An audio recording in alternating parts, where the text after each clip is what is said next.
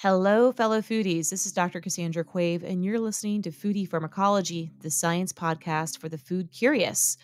This episode has a slightly different setup from what you may be used to when listening to Foodie Pharmacology. This interview is part of a series that I did in collaboration with the International Treaty on Plant Genetic Resources for Food and Agriculture. In this series, I talk to different experts about the trends they observe in plants that are important to our agriculture, diets, and health. I hope you enjoy. The bottom line of all this has to be we've got to continue to feed people. We cannot lose sight of that. However, I think the big elephant in the room at the moment has to be climate change and how we can breed crops and adapt our agriculture to meet the new conditions, I think, is the number one challenge that agriculture is facing at the moment, and in which plant breeding, I think, can make a major contribution. Obviously not the only thing, but a major contribution to solving that. Hello, this is Dr. Cassandra Quave presenting Treaty Talks, a podcast by the International Treaty on Plant Genetic Resources for Food and Agriculture. In this series, I'm discussing trends with experts in crop production, research, and gastronomy. This series reflects on Plants That Feed the World, a study and database presenting figures on plants that are important to humans' diet, health, and livelihoods on a global scale.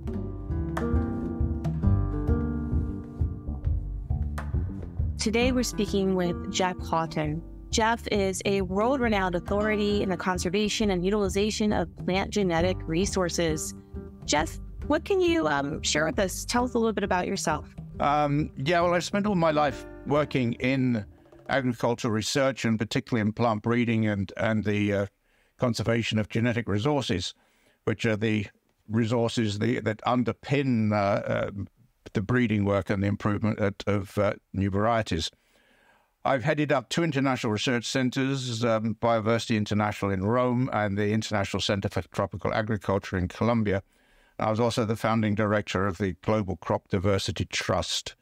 So my whole life really has been spent in various aspects of agriculture for development. That's great. So what have been some of your key objectives in your work? I mean, you've spent many decades in this field. What have been some of the main points or driving forces? I started working in this field in the early 1970s as a plant breeder. And at the time, there was the beginning really of the Green Revolution. Now, the Green Revolution was the introduction of new wheat and rice varieties that led to dramatic increases in productivity of these crops around the world, but particularly in Asia and Latin America. These new varieties had been bred, so the wheat in Mexico and rice in the Philippines, to be more responsive to fertilizers and to inputs. But as a result, yields were in many cases more than doubled. And it turned a situation that in the 1960s, there were major global concerns about famine in India, for example, and in Africa. And it really turned the situation around such that these famines that had been predicted never actually took place. However, there were some sort of negative effects of the Green Revolution as well, and these were recognized very early on. The increased use of fertilizer, for example, that was required by these new varieties led to people thinking about, well, there's a need for research on crops that are going to perhaps reduce the need for fertilizer, and that's where a lot of the food legumes, the pulses, beans and peas and things came in. And so when I started as a plant breeder, it was in fact on these crops in some way to complement the impact of the Green Revolution varieties, recognizing that environmental impacts of the Green Revolution, but also nutritional impacts were important, and that the legumes are in fact a very good source of protein, which was also of great concern around the late 60s and early 70s. So we have almost a bigger problem today in looking forward in feeding the world as we've ever had, with expected increases in population of at least another 1 billion mouths to feed. But we have to do that against a backdrop of climate change. And what does that mean for agriculture?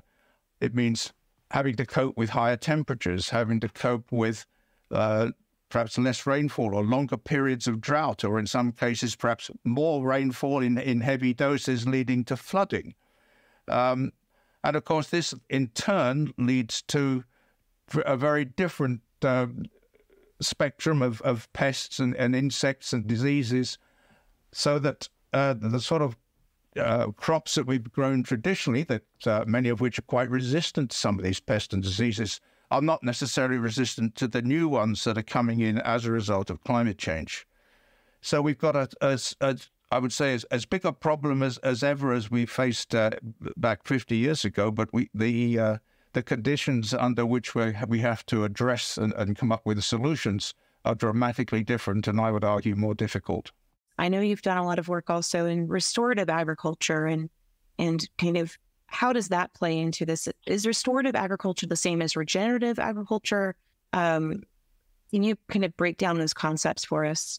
Well, yes. I mean, regenerative agriculture is really an attempt to right the wrongs, if you like, of agriculture of the last 50 years.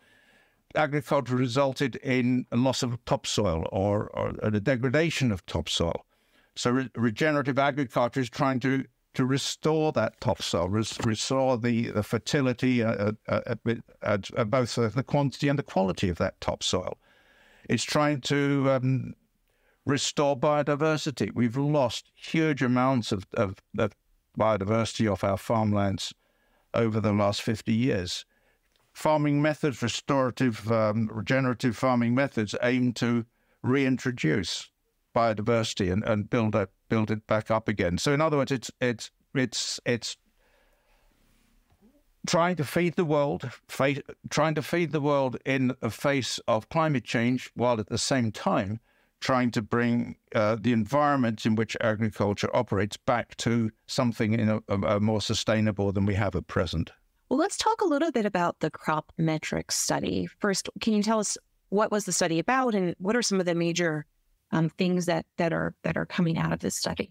Well, I think, to me, the study was extremely interesting in that it looked at such a wide range of crops, some 355 different crop species, of which I think it's sort of 337 were either food or fodder crops, i.e. those directly involved in feeding humanity in one way or another. I think just this sheer number of crops itself is something which is interesting and to a lot of people probably comes as a bit of a surprise. But of course, many of these crops are greatly underused. They're not well characterized. They're not widely grown. We perhaps don't know very much about them. And I think this study, in a way, does begin to bring together this data on such a wide range of crops, some of which may never be important, but some of which perhaps now are just becoming important or are likely to become important in the future with climate change. And the report points out, for example, that a number of the traditional sort of sorghum and millets and things, that some of these crops that are very drought resistant or resistant to high temperatures could become much more important in the future. And I think it's very good to have a study that begins the process of trying to sort of understand this broad breadth of crops, what we know about them, what we still need to learn about them, and what their potential contribution might be in the future. Well, I was wondering, where do you see the future of research and conservation in this field going? Are there any elements of research right now that you're really excited about, where you think we might find some? The trend that we've seen over the last, 5 to 10 years is a growing recognition that we're not just dealing with the genes that are contained within the cultivated forms, that increasingly we're able to use modern genetic techniques to make use of the genes that are found in related wild species. And in a lot of cases, the wild relatives of our cultivated crops are perhaps more resilient in some ways. Some of them have resistance to pests and diseases that isn't found in our cultivated species, and so on. So that I think one of the things I'm finding increasingly exciting is the work that's being done with these crop wild relatives, and the conservation work that's bringing them into the gene banks, where not only do we see them being conserved, but also we can characterize them and begin to use them for improving the varieties of crops that we have. That's great. For the listeners out there, can you tell us a little bit more about what a crop wild relative is and how are those found to begin the research process? Take an example, wheat. Wheat is not just something that occurs and has always occurred as wheat. It's if you trace it back sort of to its origins, sort of some 10,000 years, what we find is sort of wild grasses, and it's the action of humanity in selecting those grasses which perhaps produce bigger seeds, or seeds that cook well, or seeds that didn't fall when they got ripe, so they were retained on the plant. And over time, people selected from these wild plants types that were more suited to the agriculture as it was developing, so that they had higher yields, better quality, etc., etc. But in many cases, the original plants from which these were developed can still be found. So you can find a lot of wild relatives of wheat, for example, in the Near East region, in West Asia, and other areas too, but particular concentration there. And it's by going out and finding, and there's quite a lot of different species that have contributed to the development of wheat over the millennia. And by going and collecting these and characterizing them and finding out what are the traits they have and how these traits can be transferred to the cultivated forms, I think that to me is an extremely exciting aspect of the work as it's been developing. I mean, the importance has been recognized for a long time, but the genetic tools to make use of these materials are really only been coming on in the last couple of decades. And so the value of these wild relatives has increased enormously as a result. That's great. Well, and where do you see the future? Are there major challenges? You've mentioned a few challenges already, challenges with biodiversity, climate change. What are kind of the major challenges we need to look towards addressing in the immediate future to ensure that we have enough food to feed the world? To me, if we're looking at climate change and agriculture, there's two sort of aspects to that I think we need to be aware of. One is the whole issue of adapting to climate change. Can we breed crops? Can we find the genes in the wild populations which will enable us to breed the crops that can withstand higher temperatures, that can withstand water logging, that will be resistant to the new pests and diseases, that perhaps can stand up to stronger winds and more extreme environments and so on. So adapting our crops through breeding, or even just from introducing crops from other areas where the environment today is perhaps what we would predict it would be here in the future. Can we just introduce crops, or do we have to breed? And the answer to that would be both, and perhaps including new types of crops as well. That's adaptation. The other thing is, how can we make agriculture, how can we reduce the impact of agriculture on climate change? How can we mitigate some of the effects? And I think there's several ways there. Agriculture is, of course, a major contributor to climate change, and particularly through release of nitrous oxide, through its methane production, but also just through carbon dioxide with deforestation and other things. So how can agriculture perhaps be kinder on the environment? How can it produce less greenhouse gases? Well, one thing is perhaps produce larger plants which have larger root systems and perhaps that are able to conserve and sequester more carbon in the soils. Perennial crops. There's a lot of interest at the moment in trying to look at not just planting crops annually, but having crops that will grow as perennials. And which in turn will mean that more carbon is sequestered. They have deeper and longer lasting root systems and so on, and are able to capture more carbon. There's some interesting cases at the moment of crosses between cultivated rice and a perennial rice from Africa, Rhiza longus terminata, which has enabled scientists to produce rice which is perennial, which doesn't need planting every year. So the plants will come up every year, which is good both from the point of view of sequestering carbon, but also, of course, for holding soils. Perennial crops are far less prone to erosion. Other things, reduction of nitrogen fertilizer. Nitrogen fertilizer is a major cause of greenhouse gas release from agriculture, both in its production and its use and its release of nitrous oxide from the soil.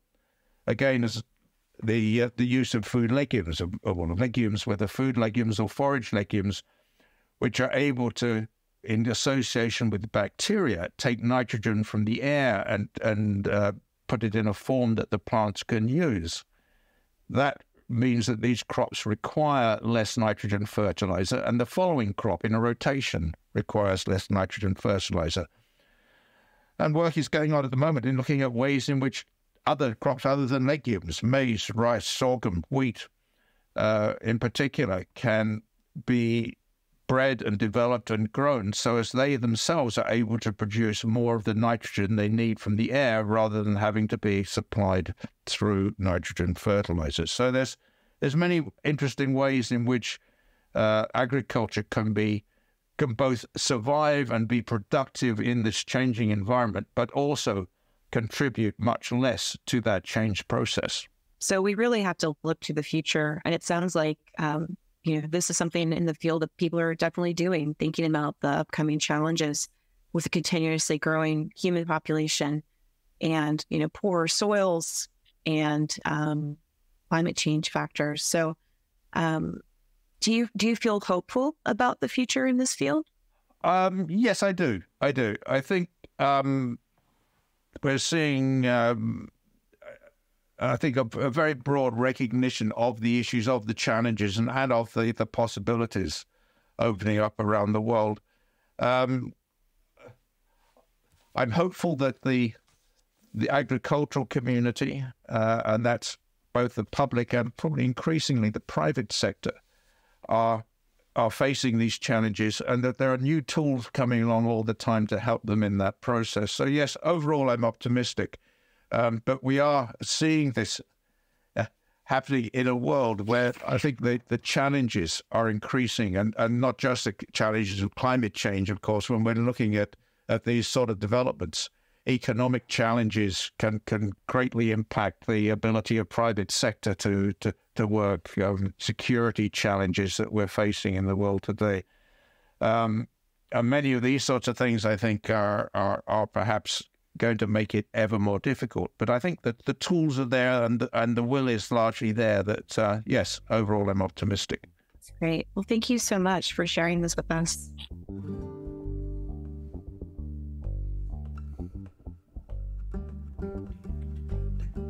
Thank you for listening to Treaty Talks, a podcast by the International Treaty on Plant Genetic Resources for Food and Agriculture.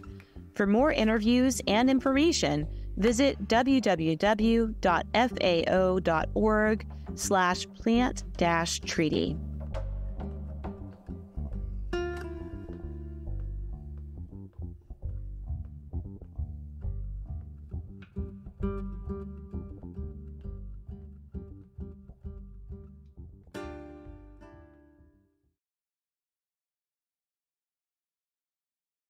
Thanks so much for listening. I hope you enjoyed the show. To listen to this and other episodes of the Foodie Pharmacology podcast, head over to foodiepharmacology.com. You'll find links to everything there, including some fun merch. We've also got links to our Teach Ethnobotany YouTube channel, where you can find full video versions of the show. Thanks so much to our producers, to Rob Cohen and Christine Roth of Co-Conspiracy Entertainment, for putting on a great show for you each and every week. And thanks to you, our listeners, for tuning in. Stay healthy out there, and I'll see you next time.